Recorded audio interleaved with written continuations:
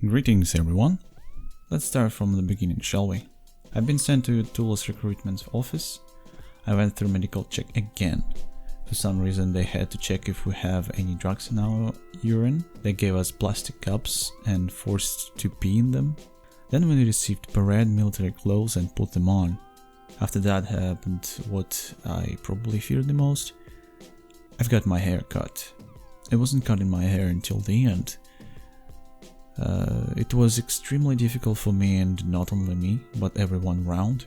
I didn't cut my hair at home because my girlfriend burst into tears when I asked her to do it. Never realized how hard it's gonna be. Let me tell you, it hit me hard.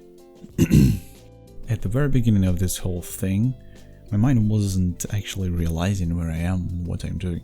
Partly because I haven't gotten any sleep. It would be a lie if I tell you it was because of my nerves. My sleep schedule was screwed. Realization came later, and I will repeat, it hit hard.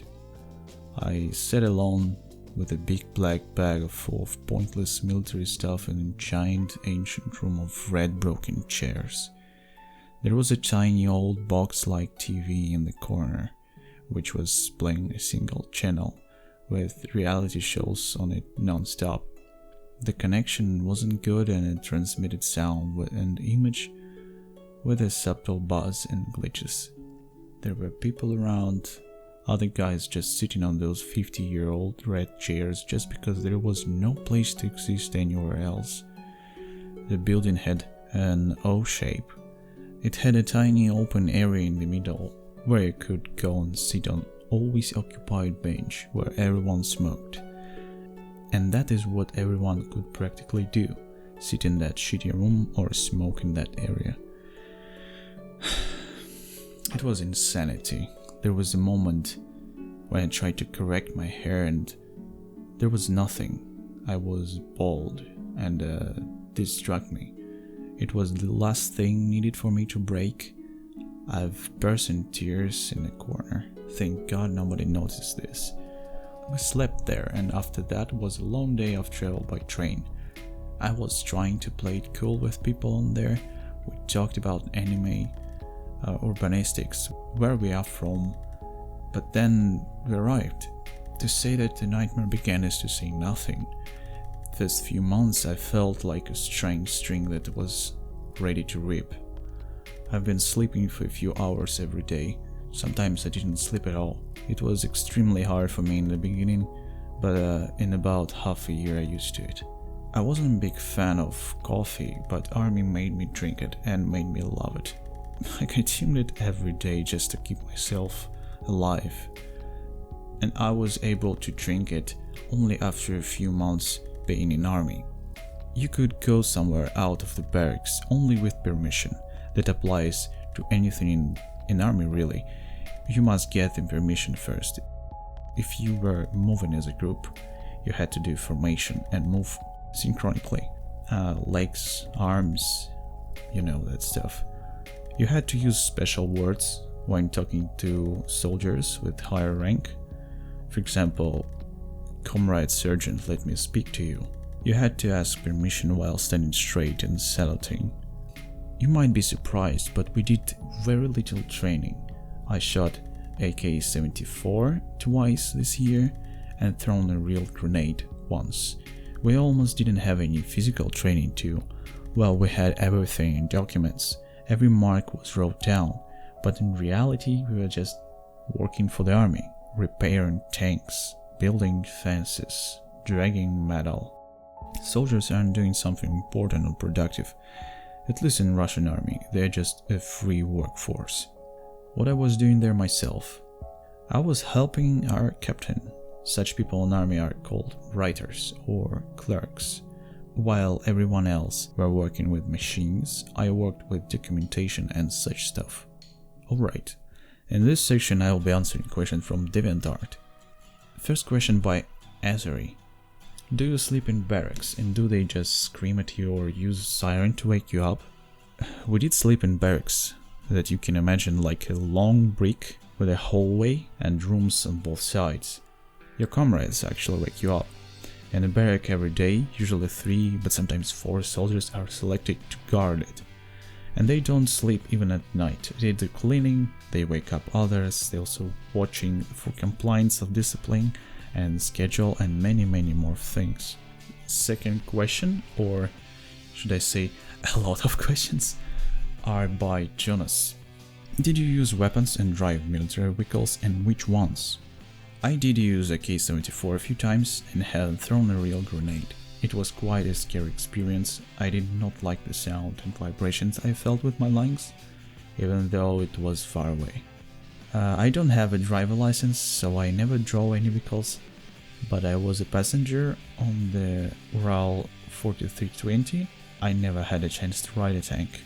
Also, what kind of physical training did you have? Physical training? None. Literally none.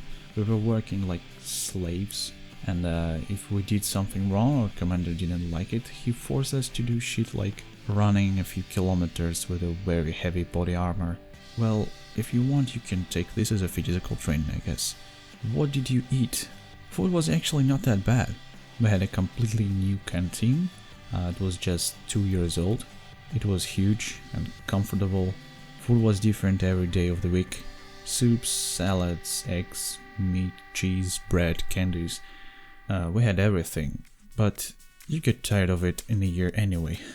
Also, it had less calories than usual food, so that you were a bit hungry all the time. Was the atmosphere very authoritarian? Well, yes, it was authoritarian. I can't even say a lot here. There were commanders and they were like absolute gods, and we were like walking pieces of meat for them. Or were there also more chilled commanders, generals, whatever? There were some great down-to-earth officers and sergeants, of course. Some were even helpful, and you actually learned a lot from them. But those ones were rare, unfortunately. Most of them were jerks, and I hated every second of interaction with them. Were there any kind of punishments? I already told about this before. A very popular type of punishments were physical ones. You had to do something that is already hard, but in worse conditions.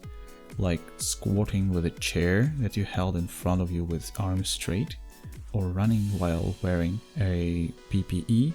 This one was a torture.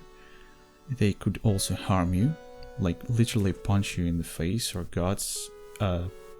Yeah, it's illegal, but nobody cared. Sometimes you were giving money to the commander. Yes, that is illegal too, but nobody cared as well. Were there any people with a beard? Was it prohibited? Beards are prohibited in Russian army. For recruits, literally any hair on the face is prohibited. They check if you're shaved or not in the morning. But for officers, sergeants and others, is allowed to wear a mustache. But they have to be strict, and I have to look after them really well.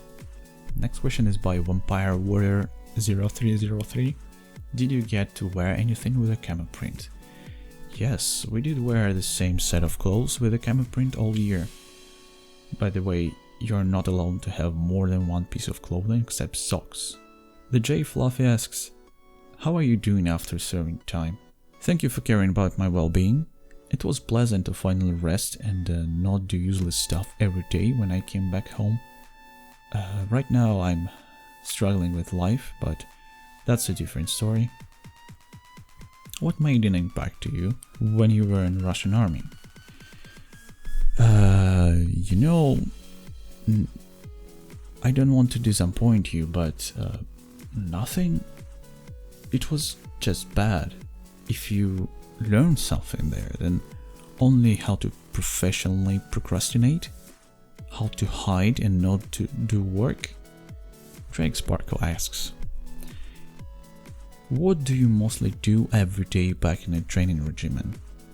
You just do stuff you're being told to do most of the time. We had no training, just work. Well, sometimes we trained, but it was so rare, and that's why I'm not even counting it. You have to get up super early in the morning.